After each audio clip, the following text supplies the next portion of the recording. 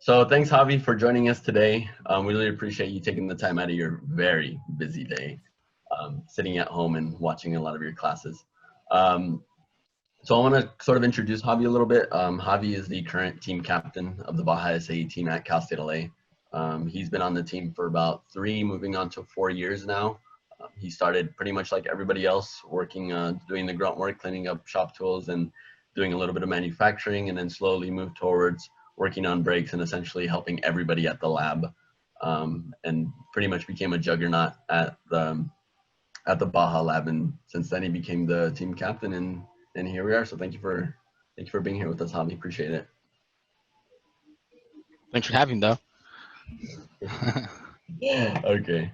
So let's kind of get started. So like I mentioned, you spent a lot of time within Baja, but we kind of want to know a little bit about what's going on with Javi before you came onto Baja. Like, tell us a little bit who you are, why you joined, why you decided to get into engineering, pretty much your life before Baja. Sure. So, let me think. I'll start with high school. So, like in high school, I wouldn't say it was easy, but it wasn't the hardest thing ever compared to now. You know, expectations are pretty low. You know, they're not really expecting much from you.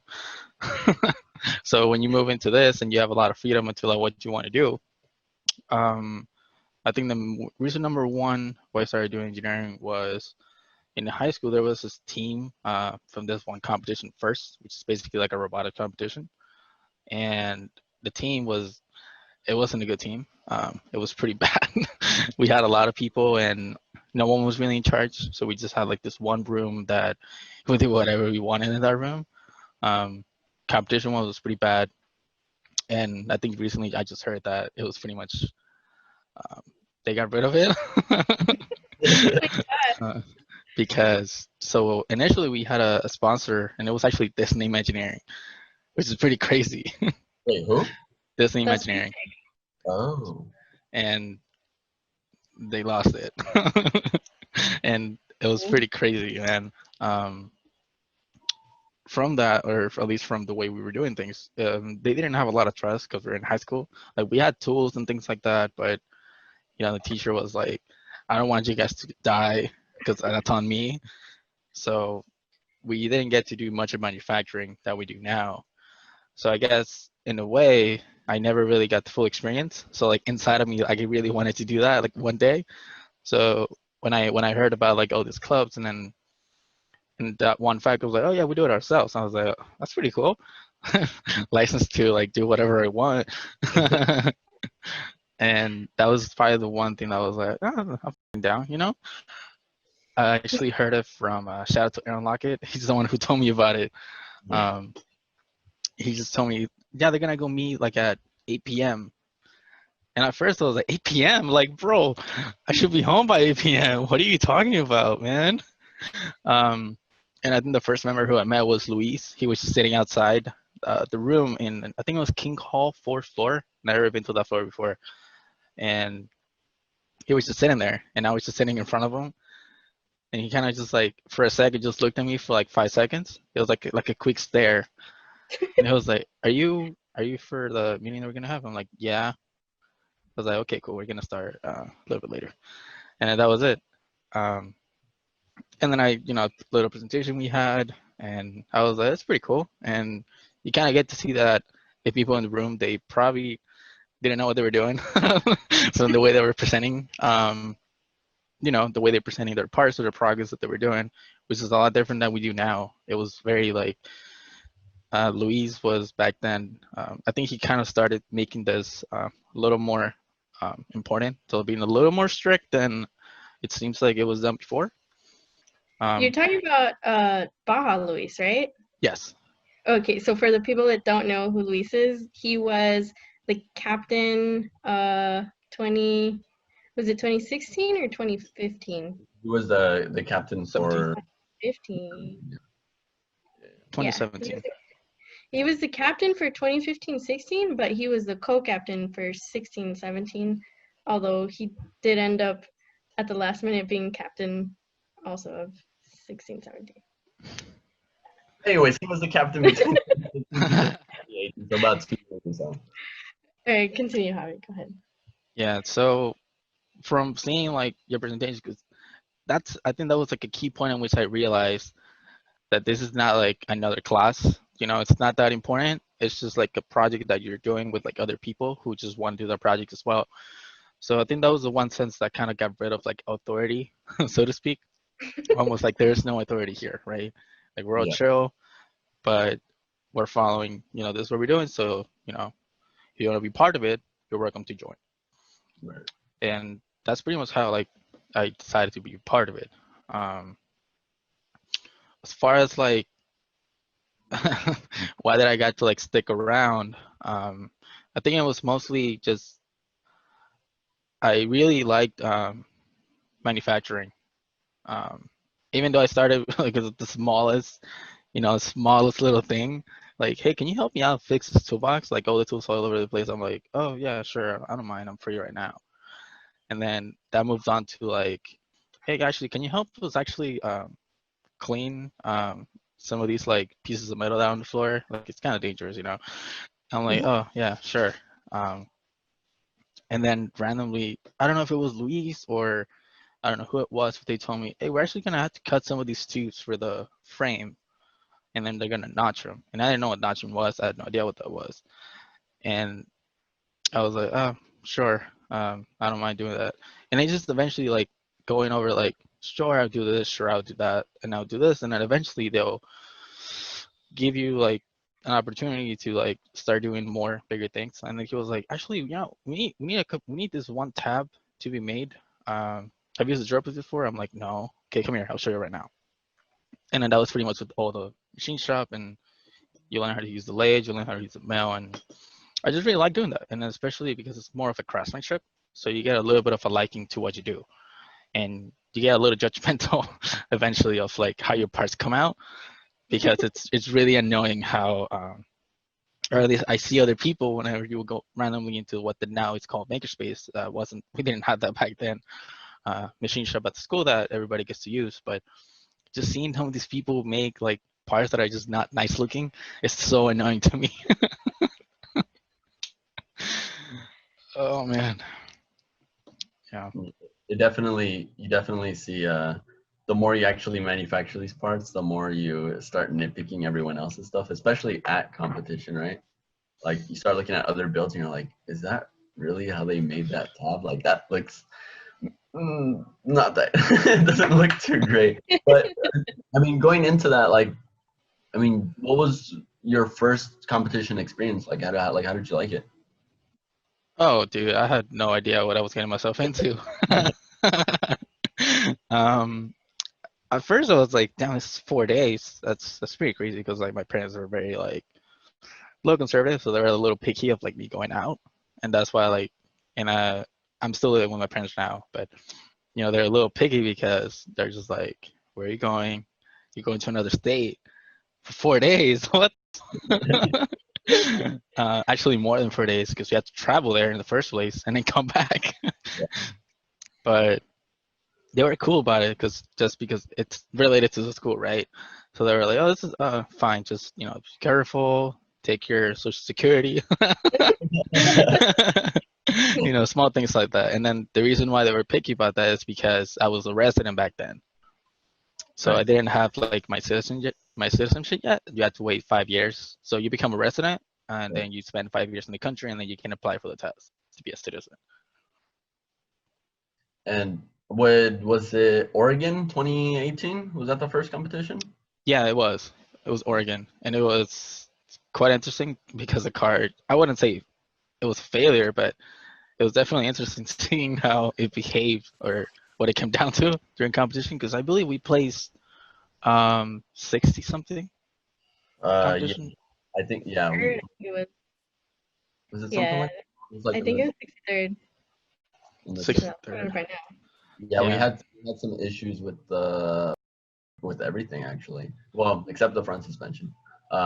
We had issues with the rear. with the trailing arm and then the U joints and the brakes especially, which kind of foreshadows the next year, at least for you. But it's I think historically, at least our team has been sort of struggling with brakes, at least in the early, not so much now, but definitely before when we all kind of started. Like 2015 Yeah, at least. and like there's like you said, like you don't really know what you're expecting when you come into competition, especially like as a freshman or like a newer member, because we get people that join when they're like sophomores or something. Like, what kind of advice can you give to those people that are new to the team and sort of come to competition? Like, was maybe there's something you wish you would have done when you were there, or just things to look out for? Probably the number one is definitely talk to like other teams, and that's probably the one that people probably won't do. Like I didn't really do that. I didn't do the talking, right? I was with the group. I think it was actually with Crystal after we got food, and we were walking by this Mexican team, right? And Oh yeah. and I don't remember what the conversation was, but I'm still pissed about that guy because um they were talking to us in English, right? And I was like, I pretty much spoke to him in Spanish, and he still talked to me in English. I'm like, bro, They what are tried, you yeah, doing, man? Like, me it's and cool. his Hawaiian. Cool, I'm one of Yeah, you. I remember that team. They were staying at the same hotel with us, and it was like in the parking lot, right? We were like working on the car in the parking lot or something. And we were just like barbecuing. I don't even remember what we were doing. I think we were working on the car in the parking We lot. worked on the car at that competition all days. Yeah. It's like we didn't have breaks really, but I think they were just staying at the same hotel as us. It was at I an I actual know ground. UCLA was staying with us, and there was another Indian team staying with us. I don't remember Usually a lot of teams others. stay in the same hotels, yeah. But that particular team, that Mexican team, was it at like the actual competition grounds or was it at the hotel? No, it was at the competition. We were by there. I don't know if it was the guys with the hazmat suits or I don't even know if they were hazmat suits. There was some sort of suit, and I was like, I mean, that's pretty cool. I think it was just like an engineering or not engineering, but like a mechanic type of like um I don't know what it was, but they were all wearing the same thing. I was like, man, that's pretty cool. Like a Um, driver kind of thing? yeah, I thought something like that. Yeah, but yeah, definitely let's talk to like other teams because more likely than not, they probably are going through the same thing. And I think it's rather hard to talk to other people that you don't know, but that's the one thing that you're eventually going to do. Like it doesn't matter whether you're like first year on a team, you're in college, you're talking to random people almost every day. Like so in the competition, if you're able to make those connections early on and be able to like I guess communicate with each other, find some sort of like solidarity between each other and help each other out, it really comes in handy, especially when you're under pressure and you don't know what to do. They might be able to help you out. Yeah, definitely. Like making those, like you said, even making those connections before you go to competition. You're like, hey man, like I'll see you there. Like, oh, are you gonna be at Arizona? Yeah, I'll be there. Or are you gonna be at Oregon? Because there was definitely, I think Luis had Luis was the captain that we talked about previously. He had a connection with one of the guys in Michigan, which I think was the captain at Michigan from Michigan, and we had an issue with our car during tech inspection when we didn't have one of the bolts or it wasn't the correct bolt for our harnesses. So we went to them, and I mean it's Michigan; they have all of their parts and everything.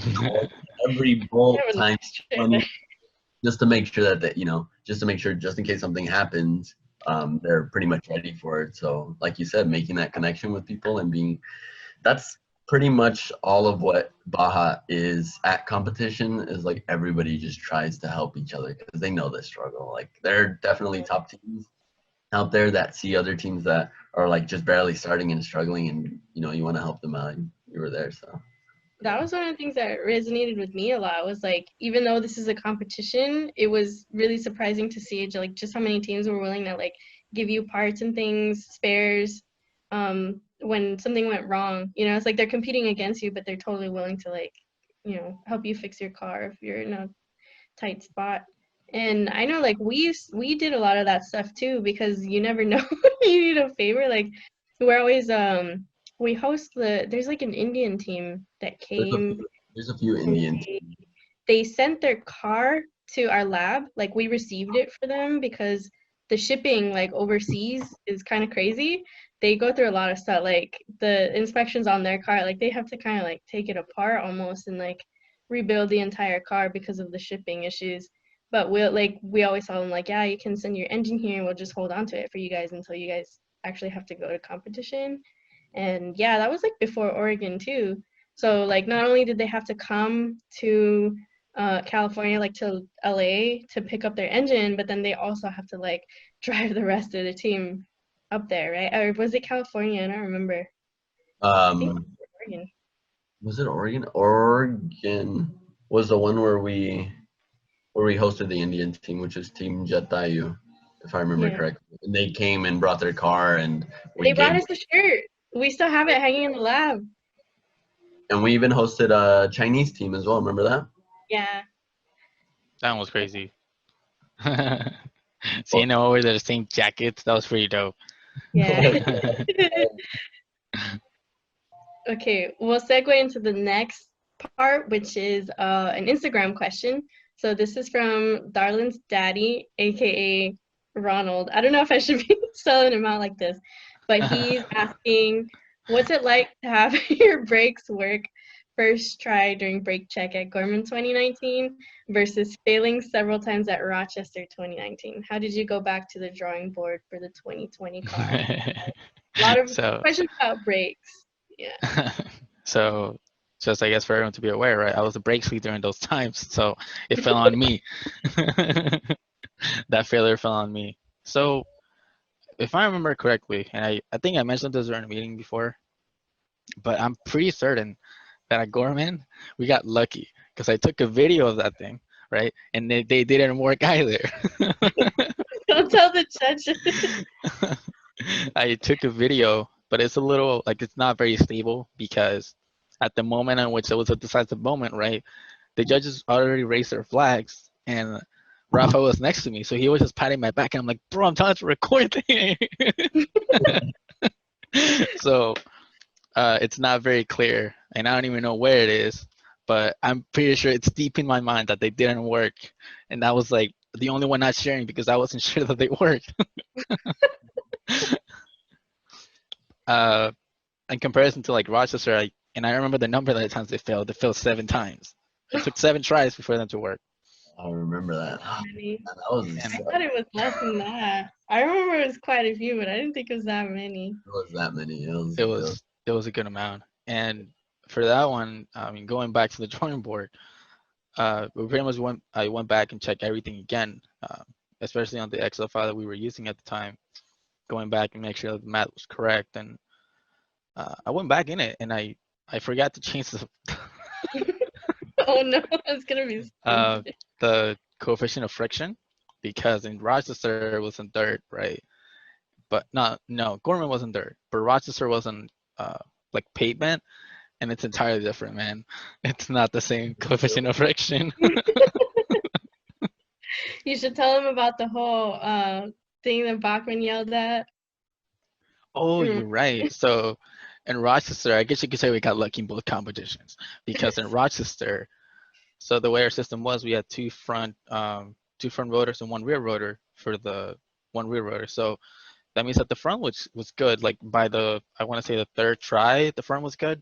It was only the rear that we were having problems at that time, and it still took us to like the 7th try. But the 7th try, that's when Bachman was like, because there's 4 judges, 1 per tire, and it was only the one judge in the back who was like they didn't lock, but their other judge who was in the rear, he said that they did lock. And Bachman, I guess, brought it up in technicality, saying you can't have 2 judges saying it doesn't work because we only have 1 rotor in the back, right? So I guess we got lucky in that sense, in that regard, that they were like, you know what, you're fine, cool, whatever. Well, I was talking about the torch thing though. I was in Oregon. Bring out the torch. That was in Oregon. I think even Oregon was bad, right? It was actually worse. The judge was like, here, just go ahead, man, have fun. Oh, I remember that. I'm the one that did the brake check, and I was the one driving. And they torched that thing up, and we went down, and we went down so many times. I think we went through like the entire day trying to do brakes. And I remember towards the last one, it locked, and then I looked at the guy. I'm like, look at me right here, look at me right here. I'm like, please, come on. Like you saw us coming through here. Like they locked. Like come on. And he's like, all right, I got you. And he slapped on the sticker, the tech sticker, and then the other judges were like, no, we didn't see it. And the guy's like, just go. Yeah, pretty lucky. Okay, just a little more insight. It was the whole thing where, like, because the brakes weren't locking, we decided to heat them up with a blowtorch so that they would, expand a Coefficient of little friction, bit, and all that stuff. So you're like taking a blowtorch to the freaking rotor, and then in Rochester, we were like having like PTSD like flashbacks of Oregon, and so because the brakes weren't locking again, Bachman was like, "Bring out the torch," and some of the SAs just were like, "What?" Like, holy shit. So if you're Yeah, having issues with your brake rotor, it's just you might want to consider breaking out the blood. that we should make a sticker. That was definitely in Oregon, if I remember correctly. We like took the car and we flipped it, right? So we complete the brakes, or Reg complete the brakes, I guess, faster. Or maybe there was some bubbles somewhere in the system, and we flipped that car frontwards, backwards. I don't remember. We flipped it so many times. All the way to the side where the driver was barely hanging Wasn't on. that you in there, Juan? No, that was Mark Maldonado. Mark. Oh.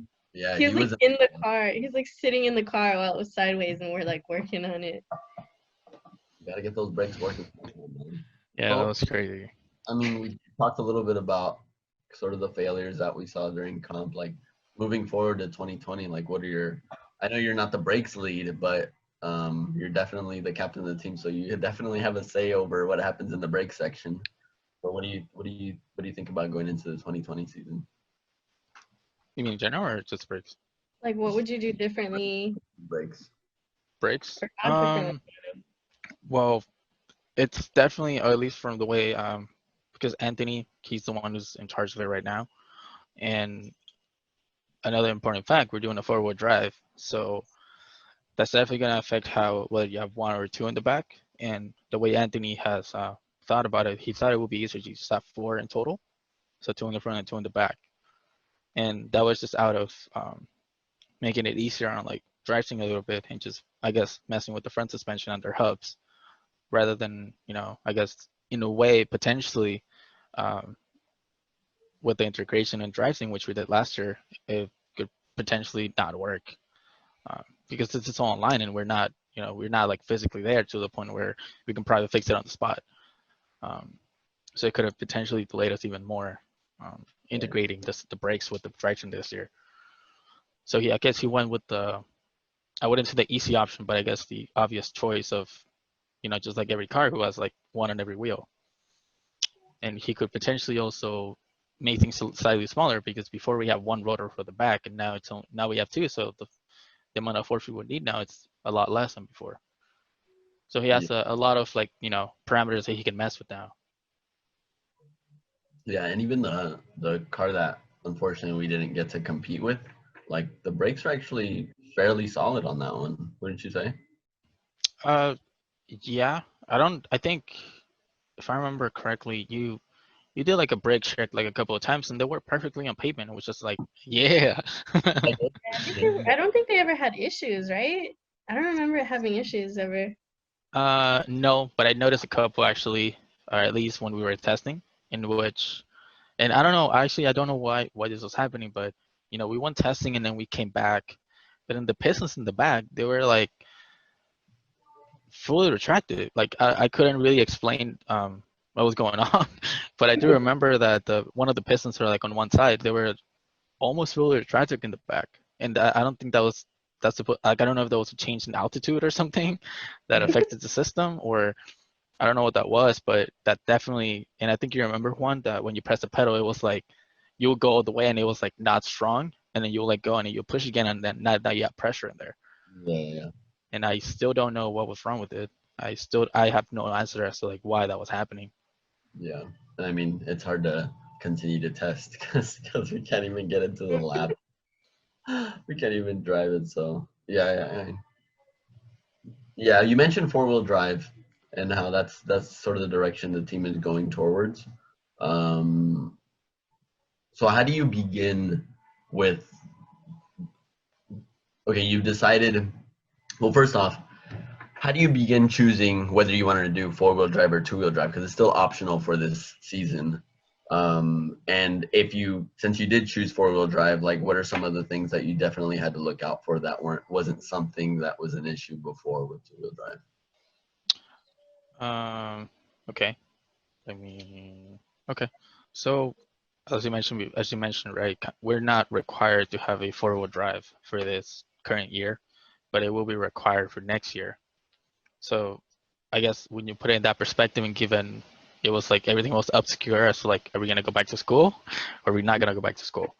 And we still don't know whether, competition is gonna be virtual. I believe that it's going to be virtual. But it could, they could decide it's almost a year from now. So it's about like what, 8 months before we actually get to competition. So it's still like an option that we might go to a physical location. But anyway, going back to the four-wheel drive, when you think about it, right, whether we go with the four-wheel drive this year or we go with it next year, right, this is the first time we're doing a four-wheel drive. So there's a very big possibility that it might not work.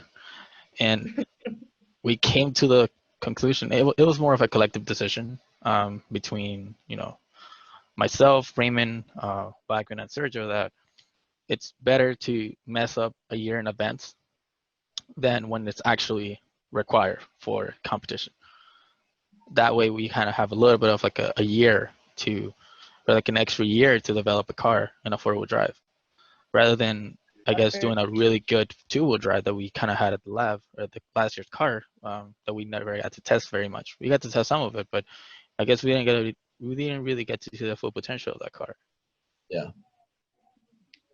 So Devon SH, I don't know if I'm saying that right. Underscore 12012020. I don't know. He's got a bunch of numbers on there. Devansh, basically building on that, he wants to know more about four-wheel designing and like how do you start the actual designs for the car? Like where do you even start four-wheel drive design? I think that's what I asked. More like in the technical sense, like not deciding whether you're going to do it or not for competition, but like in terms of research or like in terms of actual design, like how do you know which direction to take with that? Perhaps the very first one is to look at your options, because it's not just there isn't just one four-wheel drive way to do things. There's like you can kind of look at it at like multiple options, and I think the essence of four-wheel drive is as long as you get power to every wheel, it's in essence a four-wheel drive. So there's no, at least as we have checked, in the rules, there isn't a single rule that tells you a very specific way to get power to those wheels. The only thing that they do is that they get rid of, things like the electrical motors. They don't want you to use that. They don't want you to use.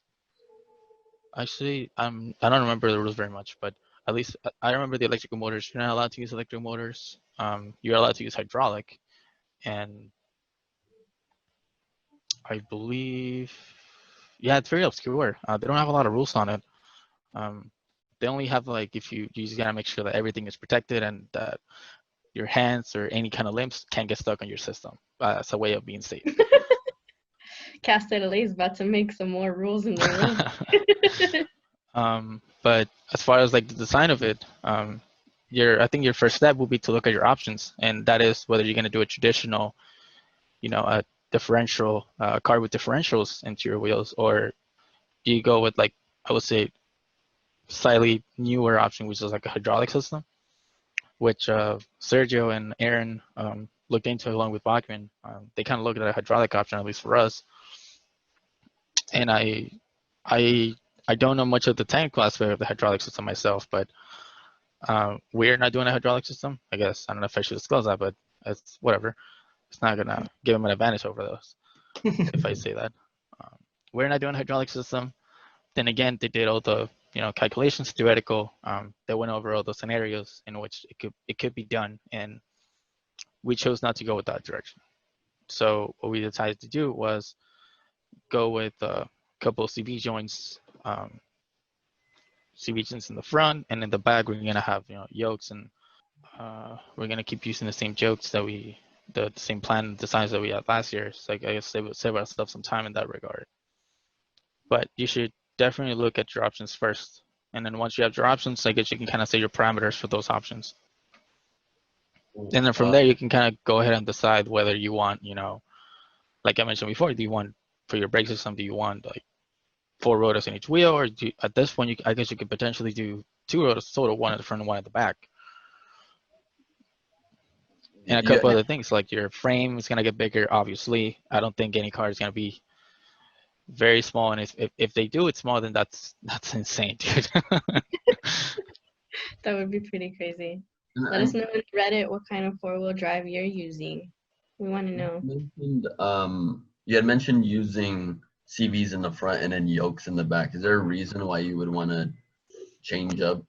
Why is there a difference between the front and the rear? I think, I guess the number one was that, at least as a club, we tend to build upon what we do last year.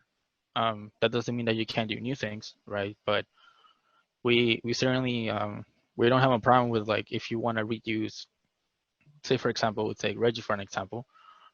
Reggie did a training arm for 2019, and he did another training arm for, is it 2019? No, it'll be 2020, right? Right. So he did training arms for both of them. I wouldn't say they were exactly the same. They were different concept, but I guess you could say that the core parameters upon which he designed it were relatively the same. He just did a better and easier to manufacture design. So he didn't really change the designs very much, and they work fine. As far as like Raymond, who's our current rear suspension, he sort of decided to stick with the training arm, and I believe it's a 3-link. I could be wrong.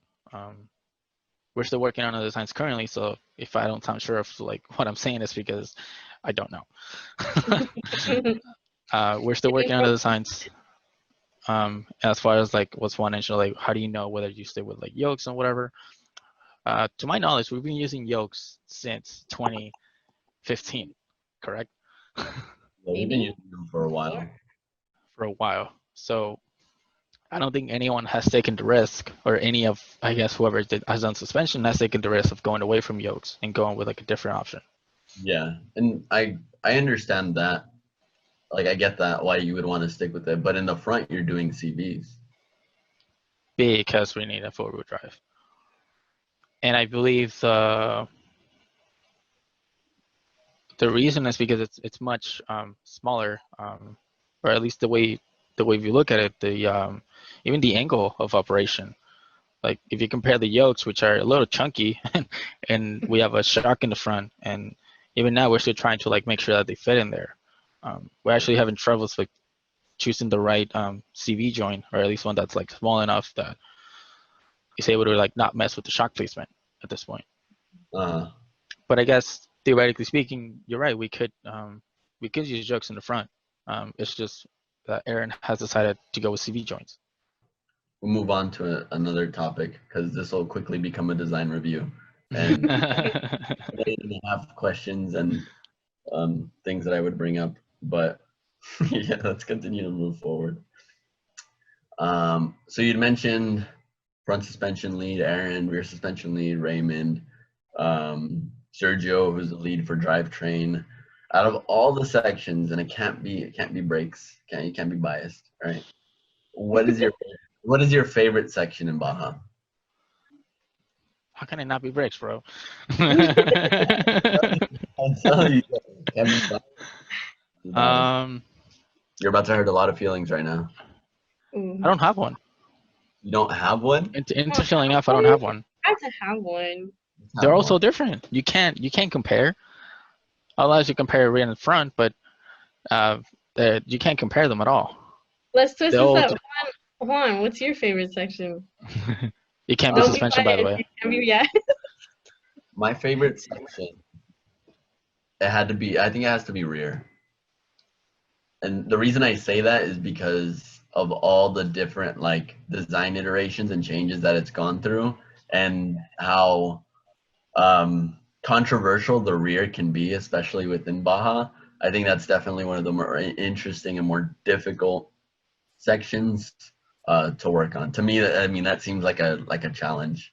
I mean, every subsection in itself has a challenge, but I think rear, for the most part, and I think historically has had probably the most difficult time. So to me, that sounds like a awesome like engineering problem. Like, not only do you have to satisfy your own requirements, but there are advisors, technical advisors that might be advising in a different way, in a different light. So you kind of have to balance people's opinions and your own, engineering designs, and it just makes it even harder on the subsectionally, which is why I think that's probably my most favorite, for sure. And it's probably even harder because we don't have actual data to support it. That's another. It's hard to collect data from the rear. Because the front suspension is very 2D. It's very easy for you to anticipate or predict how the front suspension is going to work, both in the steering geometry and just the basic kinematics of it. But for the rear, it's not single plane. It's on 3 different planes. It's sort of I was working with Reggie alongside, sort of designing the kinematics for the rear, and a 3-link, let alone dealing with like a 4 or 5-link, like that becomes increasingly difficult when they're not mounted on the same plane. Like one mounts here, the other one's here, and then you have your CBs or your drive shafts going in one direction. So it's the behavior, at least in Cal State LA's, like historically, it's like you said, we don't have a lot of data and we don't have a lot of ways to predict it. So it's a hard engineering problem. Definitely one of my more favorite ones. Okay, so now that you refuse to answer the question, we've been in quarantine for, gosh, since like maybe end of February or so. No, it was March. I think it's March. Was it March? Mm-hmm. Boy, pretty much since March. So they cut us off right when we were in our testing phase, right in the smack dab middle of our testing phase. Like, what is the sort of the weirdest thing that you miss about the lab while you're sitting there in quarantine, or just like in general? I mean, I wouldn't say it was weird, but the random, I mean, I guess everybody would be doing quote unquote work at the lab, and they would just be like, I guess it was like probably like 8, 9 p.m. You would just be chilling, and then you would just hear one random person saying food out loud, and everybody would be down to go and get food right there and there. That's probably the one thing. Baja Cali fish tacos is a spot to go. Like Kukuya too, if you guys are familiar. But yeah, that's definitely probably the one that I always found like damn, we really don't want to be here, and we do want to be here at the same time.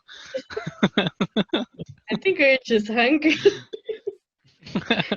There for too long, you start getting a little munchies.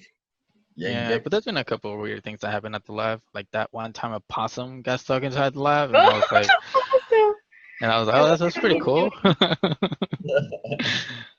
Or like a couple coyotes who just ran by the lab once. So it was like, I think there 10 of them. Always coyotes on campus.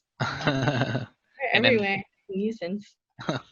And then like apparently they sent an email, and I was still at the school, that someone got mugged at the same lot that which our lab is at, and I'm like, bro, like, there's a lot of things going on. So what's your favorite Baja moment? Your favorite Baja, hands down, like this is the moment that sort of, your favorite Baja moment. It's probably Rochester, the really latest one, because one, we were all having good vibes because the car relatively worked most of the time, right? It wasn't until the end we kind of had problems. So everybody was like chilling, having a good time. And another one, we didn't spend, unlike previous years, we didn't spend like time working on the car when we're not in competition at that day. So we actually got to like I guess enjoy like a day in the pool, and like we got some food, we got some beer. We were actually drilling some food too at the hotel. Yeah. So that's probably definitely Those cool. that And are then of age. right after that, we went back. I guess most of the team travel by car, but like myself, Juan, Aaron, and Rafa, we took the plane back. Or I flew in and I flew out. Cheaters! We both did. Cheaters! Hey, we had summer or classes, all right? We couldn't spend all that time. I did too. I did too. I had classes that summer and I still drove. That's your fault. Hey, I wanted to pass my classes. I passed my classes too. Well, good for you. But that was definitely cool because we purposely made the route of the plane to go back. I think it was Rafa who chose it. We made like a pit stop in Boston for a good 14 hours to go bar hopping. And towards the end we were all like messed up. And we just went into back to the airport, and I think within like 10 minutes, like all three of you guys knocked out, and I was just left by myself. So I took a video and I put it on the chat. And I was like, man, I don't know what to do. And I think it was like 3 hours to maybe 2 hours for the flight. Was it from Massachusetts? No. Like waiting at when everybody got messed up, we had like 2 more hours to wait or something like that. Got there at like midnight. I mean, did you ever think you would be sitting on the floor in Boston while the rest of your friends are laid out on the ground, knocked out after No. a night of adult things? No. I'm about to ask him how old he was at the time. I was 21. Okay, Wait. we're good. Oh, had you just turned 21? Birthday's in January. Okay, that's the summer of that year. Okay, yeah, we're good. Yeah, there's also gotten into those places. Javi was always the baby of the team. Okay, so Liz wanted me to ask this, or wanted to know about this. So going back a little bit to sort of the environment at Baja, how do you think Baja treats their females teammates? You mean like honestly? Let's do an honest and a dishonest one. Let's do an honest and then PG. How does that work? Let's do a PG one first, and then you can tell us your honest opinion. One that would look good for us. Okay. I think definitely, or at least from what I've seen and from what I've experienced, there is no difference as to like how we treat each other. But I will say that it may come off the wrong way in that sense that there's mostly guys in there. So I guess the way we act is like almost like it's a guy on guy conversation. So when a guy talks to a girl like the way he will talk to a guy, it may come off a little weird. I think that's the best way I can put it. Locker room talk is how I usually describe it. What? That You guys doesn't know what happen. locker room talk is? That doesn't happen. Doesn't happen. That doesn't Do I happen. have a misconception of what locker room talk is? I thought it was just like you're just being fratty. I mean, by Friday you mean cocky because No, I've been at not the cocky. club for a while, or No, I mean just like talking like a frat boy, like you know. You guys, I don't know what guess you're we've talking never been in about. a frat, but okay, moving on. Alright, we'll move on. So Baja treats their females well. In summary. Okay, now be honest. No, like I mentioned before, it may come off weird because I don't know about you, but like some of these, like either you're like a freshman right out of high school and you're like a sophomore probably, and you don't talk to girls. Of course, you're gonna act weird around the girl because you've probably never talked to one before, or you're not really used to talking to them as an adult, or you're probably But not they're used to talking to them. they're like an alien species. Gee, thanks, God. So it may come off weird, but that's the reality, is that they're probably not very used or not very comfortable with talking to a girl in there. So it may come off weird. I don't know if it's just me, but I feel like a lot of the engineering girls are pretty innocent too. Innocent what? Like in general, like they're not very raunchy, you know, like they're pretty like polite and like well mannered and normal. You mean Like the guys or the girls? the girls. Oh, the girls? Yeah, I agree with that. I agree with that description. At least from what I've seen, yeah. I think I'm the only exception. The only one that was willing to fight you guys. So you joined the team. You were pretty much doing odds and ends, what everyone asked you, sort of, if they needed help with manufacturing a part or whatever. And you became the brake lead, and then you sort of transitioned into being a captain. So at what point did you know you were going to be captain, or how did you find out that that's something that you were going to do? So Luis was captain 2018, Edgar was captain 2019, and Juan, you were captain 2020, right? So I think for sure 2018, I was not even thinking about it. I was like, I'm not doing this. And then by the time 2019 came around with Edgar, I believe we were machining something. I don't know what it was, and he was having a conversation with I think Randy or something like that. And you shouldn't. By the way, you shouldn't talk when you're using the lathe. And it was like around the conversations, and we were just like, "Hey, who do you think is gonna take over next year?" And we were all three of us just talking, right? But and they were saying, and Randy was just like saying names, you know, things like that. I was like, man, I don't think Reggie would be a good captain. You know, like that, you know, like random things like that. And then Edgar was like, I have no idea. I don't know who's gonna be captain next year. And he kind of looked at me like, you think you'll be captain 1 year? And I'm like, no. And I was actually very honest. I kind of didn't want it, or at least for the year after that, because you always have this feeling that there's this other person who'll probably do a better job than you, and it'll probably be better for the team if someone who you think is going to do a better job than you to do it. But that doesn't mean that I won't still do my best in the team where I'm part of the team if I'm not the captain. Now, when it came to, I guess, 2020, and it's like, Fred is gonna take over, and you kind of like when you think about it, it's like, man, so Juan's gonna be gone, Ray's gonna be gone. So that means that I guess the one who I left when I joined, it will be just myself or Rafa, right? And then everyone else kind of joined afterwards after I joined. And then I thought about it, I'm like, man, I don't think I trust anybody else to do this job.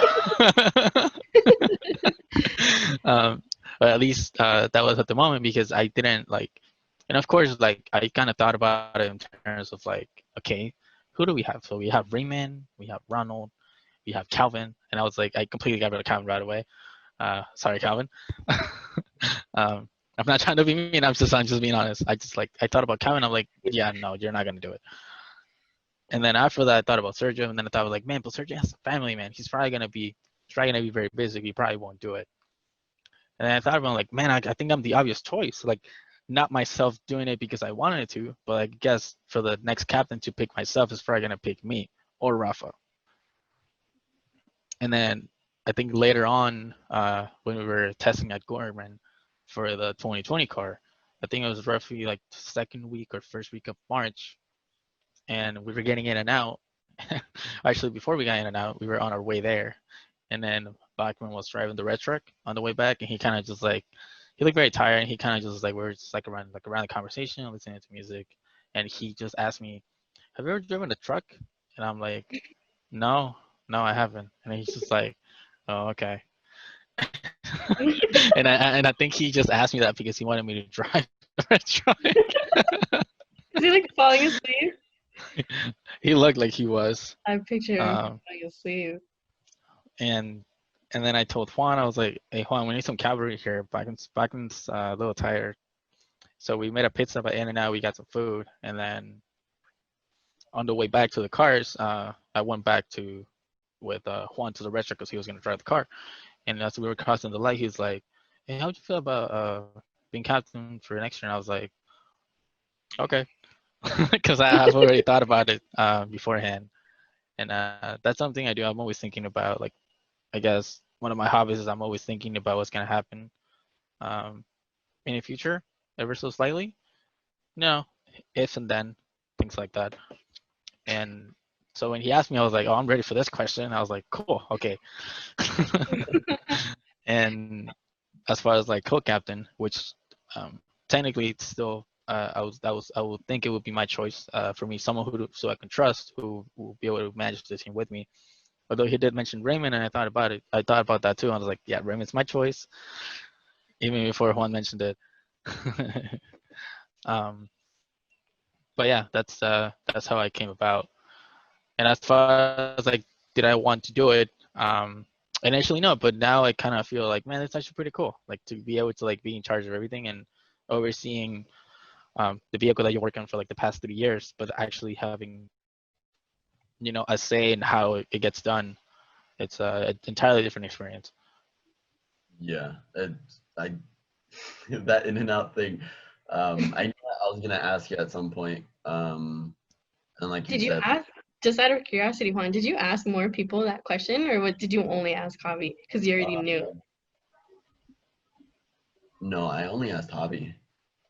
Oh. I had talked to Sergio beforehand about sort of the future of like I know because I think he asked me about who I was thinking to have captain, and I was like, oh, Javi, and then and Raymond, and we sort of talked about kind of the future of it. But as far as like the real conversation of like, is the captain something you want to be, like that was pretty much just Javi, and it wasn't like a spur of the moment thing. Like it was a conversation that Reggie and I had months before that. So and the reason we have that sort of talk months beforehand is sort of because we start monitoring people and we start really watching their behavior and their personality, and if they're really able to work well with other people. And I mean, like I mentioned sort of at the beginning of the podcast, like by the time we started thinking about who was captain, Javi was pretty much like the juggernaut of Baja. I think like he could do pretty much everything. Like although he might have just been the lead for brakes, but he had his hands in literally everything. Like he was one of the first people aside from Sergio, because I mean Sergio already knew how to use the CNC, like one of the first people to actually really understand it and do it. Like he built the kingpins for the front suspension. Like there was a lot of other parts that he built, and he put his hands everywhere. So that I used to put Javi to tube notch because I was too scared to do it. yeah, like he was always adamant of doing everything and anything. Although it wasn't like that at the beginning, because when I first got to know Javi, I would ask, I need you to do this for me, and he would just stand there and just look at me. And at the time, I was kind of cool with Javi, so I was like, "What are you doing? Like, let's go! Like, what are you doing? Just standing there." But ever since then, and sort of like the later years, oh damn, my phone died. Nice.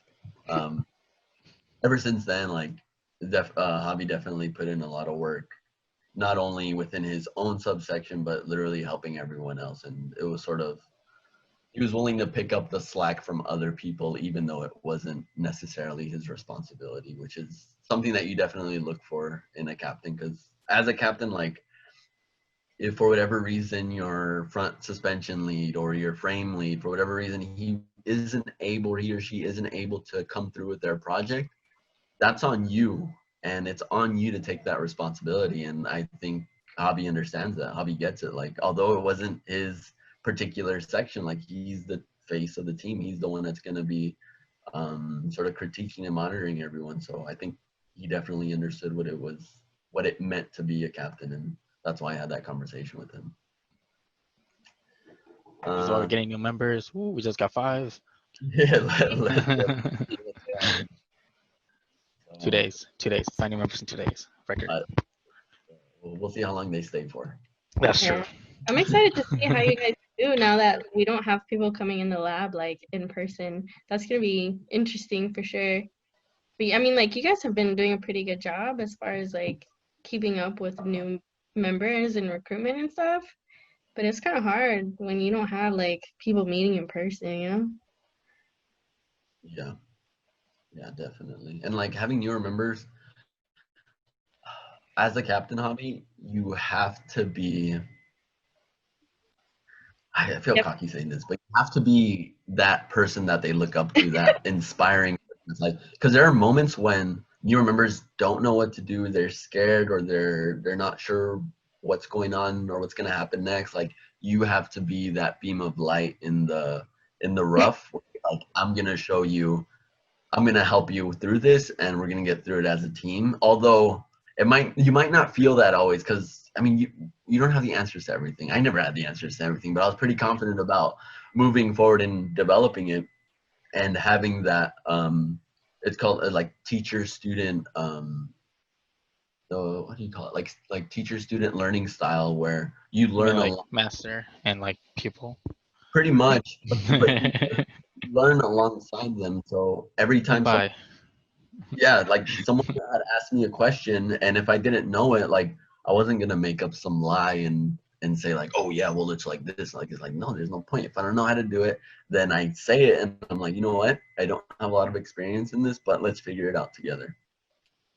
So you definitely have to be that person, and you have to be like, you have to hype everyone up, like you got to get everyone riled up about Baja, even though it's even worse now. It's even more difficult now, especially because we're in quarantine, right?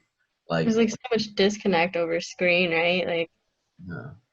So you gotta bring your A game every time you have those meetings. Like, you can't. There's no more of that in lab interaction. Like, oh, what's up, food? Like, what's going on? Let's get it right. Today's a new day. Let's keep pushing through. It's not. It can't. Not like that anymore. So it's definitely a little bit. It's gonna be a little harder on you, I think. So you gotta bring it, baby. You gotta bring it home. Yeah, I'm working on that. It'll definitely bring you out of your shell for sure. More? More. Like, you'll be a different person. how much more of this do I gotta do? Javi, just so you guys know, Javi was an awkward ass kid when he first joined the team. People thought he was a little weird sometimes. I'm not even gonna lie, because I think it's because he was so quiet, but he would just like stare at you. Like Juan said, he would just like stare at you. Like, you'd tell him something or you'd ask him something, and he'd only give you like one word answers or like yes or no answers, and then he would just like stare at you awkwardly from like across the room. Yeah, he's pretty weird, but I think he's become a lot more graceful now. I think a lot of it has just been like because you didn't have a chill. You don't have a. Yeah. I mean, if I answer the question, I don't know what to do next. Like, No, answer I your was question, and I'm like, that. do I break eye contact? Like, we're having a conversation. Actually, I was gonna ask you that. Are you graduating this year? No, next year. You have a year left after, right? So like Yeah, after like you've made it all the way to captain, which is like in Baja kind of like the pinnacle. the highest, yeah, like the highest position you can hold. Whatever. Like, what are you gonna do after for that like last year? Um. Well, okay. So I kind of thought about it when I was offered the, I guess, months prior to the competition. I was like, wait, what's gonna happen after I'm done with this, right? Like, do I like do I stick around? And I think Chris, you asking me this before when we were getting food like a couple months back. What are you gonna do after? Like, you're gonna do suspension or something? And I was like, no, I'm not doing that. um, but I think the idea was if someone needs any help, right, with like if school were to open and do manufacturing, and I think that's probably the one thing that the team doesn't really take much consideration at least right now. It's like the manufacturing portion of it that we don't really have anyone to judge you on that, if that makes sense. Like, because you do your parts and you do the CAD and everything, but we don't really care about drawings of those parts. We don't really have someone to I guess monitor the manufacturing portion of it. And there's a lot of teams out there, like, and I think Juan told me about this once, that they have a team that designs, and then they have an entirely different team that just manufactures, and they don't see any of the design at competition. And when Juan told me that, I was like, that's weird. Like, how can you live just making things and not knowing what you're doing? Like, or at least to me, that was a little weird. And I guess if you don't know, at least from our team, if you design a part, you're expected to know how you're gonna make it. I did to make it. Yeah, we just don't have enough people to be like, oh yeah, I can design this and print out a drawing of it and have just somebody do it. I mean, we sometimes like to give manufacturing as tasks to new members because it's like not as difficult in terms of design, but for the most part, it's like some things are kind of just too complicated. And the longer you've been on the team, the longer you've been manufacturing, and you end up having that lead role. So it's like most of the leads already know how to manufacture. It's true. But I guess if you think about it in that regard, which kind of makes more sense as to like why some teams have people just manufacturing, is because designing in itself, it takes a while. It takes quite a bit of your time to just manufacture, to design it. And then and then imagine you turn in your homework, right? And then your professor's like, okay, but where is it? Like, you told me I know the answer, but show me the answer.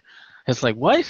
Like, it'll probably take you like a very it's a very lengthy process. So I can understand why some teams have people who just manufacture and they don't see the designing process of it. To ease some of the stress as to like the people who designed it. And I think perhaps going back to your question, Crystal, so like what I would do is I guess you can almost think of it as I wouldn't say a consultation, but I would say like advice as to like, maybe you should think about changing this thing to that thing in your design. It's not really affecting. Like I don't know if this is the right word for it, but like a quality control. Almost, yeah. Kind of. As a way of like a last barrier of defense before you make something that's not possible to make. Because that's the thing. That's certainly a thing. Because even though if you have a very badass design, right? If you can't make it, it's worthless. Yeah. Design for That's manufacturing. pretty So the green car. If you remember, I don't know if you remember. Maybe you do. Maybe just a little bit, but pretty sure you remember the green car. Hold on, I'm getting some info from our producer. Give me one sec. Oh, yeah, I know, right? Okay, anyways, so you know the green car. You're very familiar with it. No. Very much, very. So one of the first times that Javi had gone testing with us, we actually had him drive one of the cars, and it was the green car from '98, from the '98 year at Cal State LA. That actually won first place in Texas. So with that much pedigree in the car, such amazing engineering in it, how did it feel driving it straight into a pole?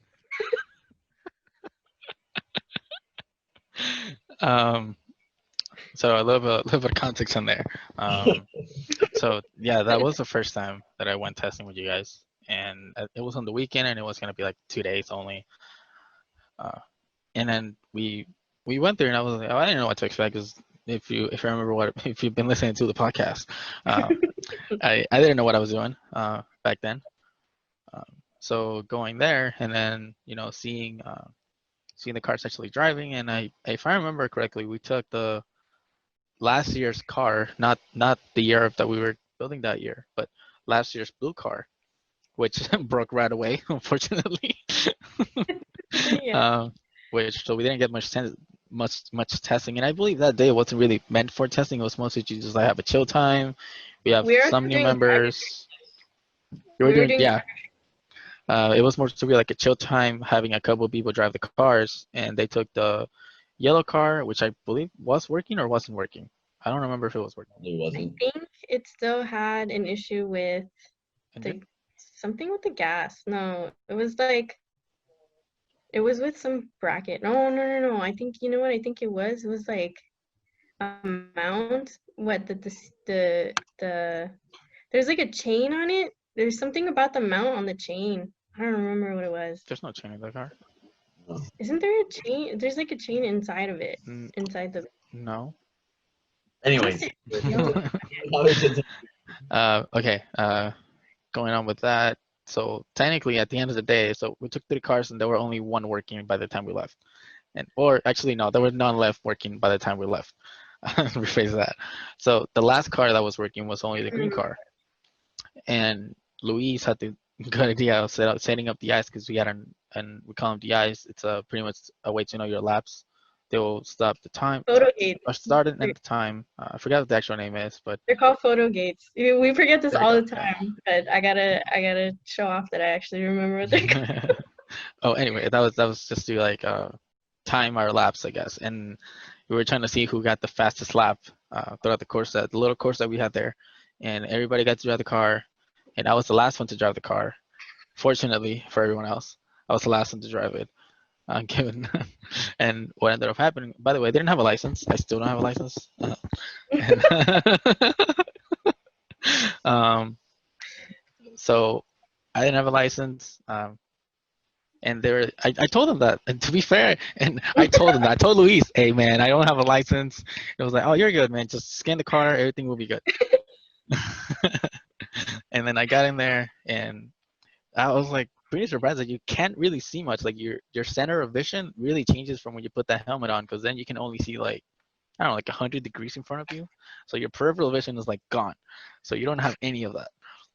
And I believe I was so uncomfortable with it that Edgar offered to like run me through the course. And he was running, he was literally running in front of me. He ran through the entire course, and he was like, there you go, now just run that course. And that was, so technically I did one lap, which was Edgar running in front of me. And then I did a second lap, which I took rather slow because I still wasn't sure what the path was. And then by the time we got to like the third one, I took that one pretty seriously. And we were going through it, and it was like kind of like towards the end, and that one came good. And then immediately started the other lap running.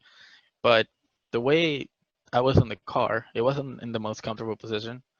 And so my hands, right? So I'm with my hands right here, and then the steering wheel, sorry, my knees were slightly, ever so slightly touching my wrist right here on both sides. And so as I was driving through the course, as I was driving through the course, ever so slightly, I was trying to get a little bit closer to the corner because I just wanted to see how close I could get to the corner. And in one of those times, I got a little close, and I was like, oh, I'm a little close. And I noticed the time to react, but by the time I had to react, when I was trying to go away, my knee was preventing me from turning because it was hitting my wrist. So I ran into the pole. So both, I think the shock, the top arm got messed up, bottom arm got messed up too a little bit, not as much, but a little bit. And the shock, the shock tab was messed up. Fortunately, the shock didn't. Nothing happened to the shock. Still working.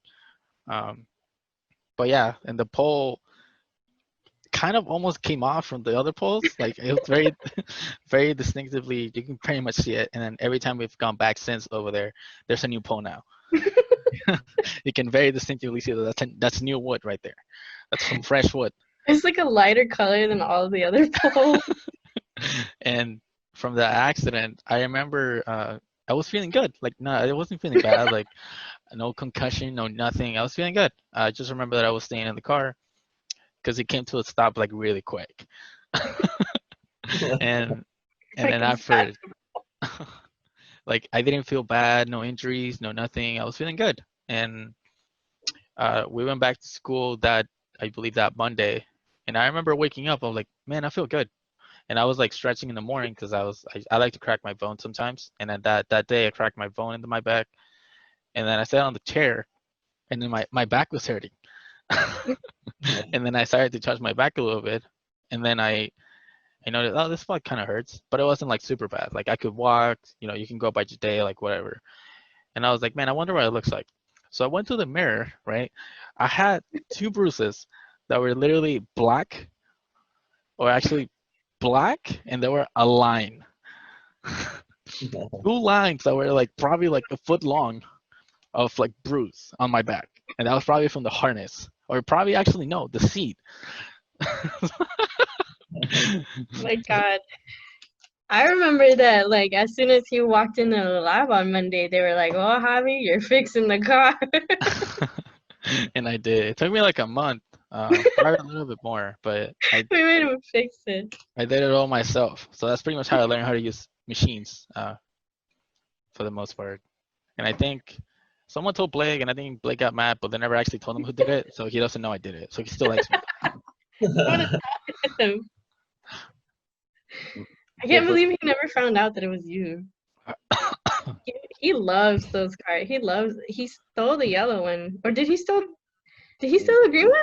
He took the green one, but for those of you that don't know Blake as much as we do, he was our pretty much the technical advisor for the team in a way. Pretty much the main machinist on campus, and he's been around the Baja team like forever. So seeing one of the top teams, seeing one of our top team's car being like smashed by a newer member, like I'm not happy about it. He's in the lab next to us, so like we're literally next door to him. But one of the things is like I feel like he's very he's very enthusiastic about the old cars. Like he really loves that they won, and he's very proud of that. He's got like a lot of pride for the old cars, and I think he was like a lot more involved with the older ones, so he's really attached to them. Like we just crashed it.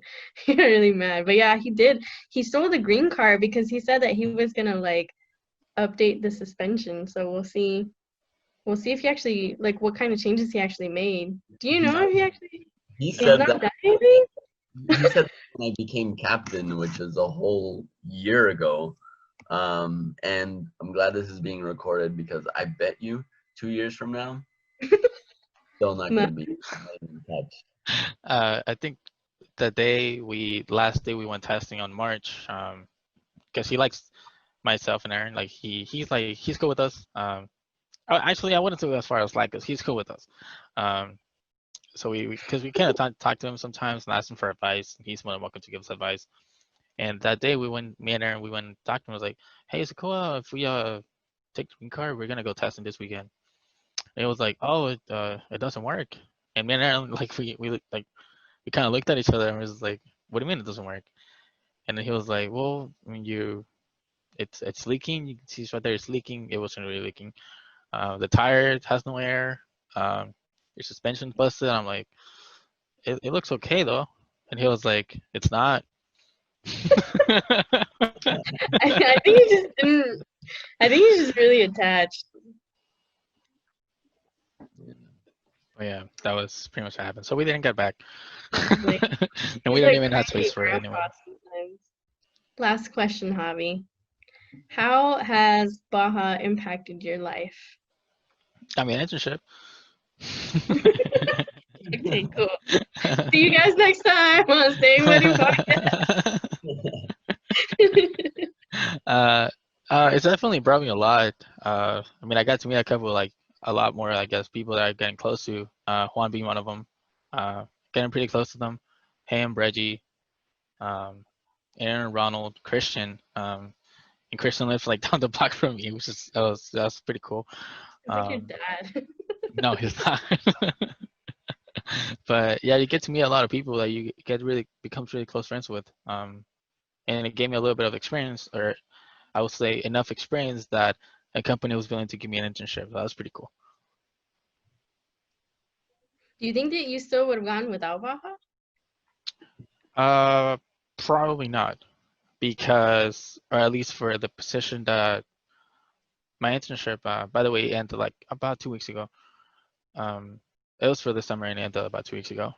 Because that position was like the way they described it was, it's very hands-on. You're gonna use hand tools, and I'm like, bro, I've used hand tools for like the past 2 years. Like, I think I got it. So they were very like, oh, okay, cool. And they pretty much saw like in my resume what it was. I don't think they knew what the club was, but I kind of like, very short description, like, oh, we build a single seat buggy and we do it from scratch. Like, we manufacture a car from scratch. And they were like, oh, okay, check, criteria check. That kind of thing. Awesome. Well, I guess that's sort of the end of the podcast. I want to say thank you, Javi, for being here. Really do appreciate you taking the time out of your, again, very busy day. This has been it for the Staying Muddy podcast. Thank you for listening, and we hope to see you on the next one. Thanks, guys. Thank you for listening to Staying Money Podcast. I'm Lizard. You can follow us on Instagram, Facebook with the handle Castle Baja SE. You can also visit our website with the same handle, Castle Baja SE. We also have a Staying Money Podcast subreddit if you'd like to join that as well. We also have merch. This is a crew neck. If you'd like to get it, it's $33.99. We also have t-shirts, hoodies, and long sleeve with the same design and also 2 others. And you could get 10% off with the promo code SMP10. Again, you could get 10% off the promo code SMP10. And the link should be on the description and including all our platforms. Thanks again for listening. See ya. The views, information, or opinions expressed during the Staying Muddy podcast are solely those of the individuals involved and do not necessarily represent those of Baja SAE and Cal State Los Angeles.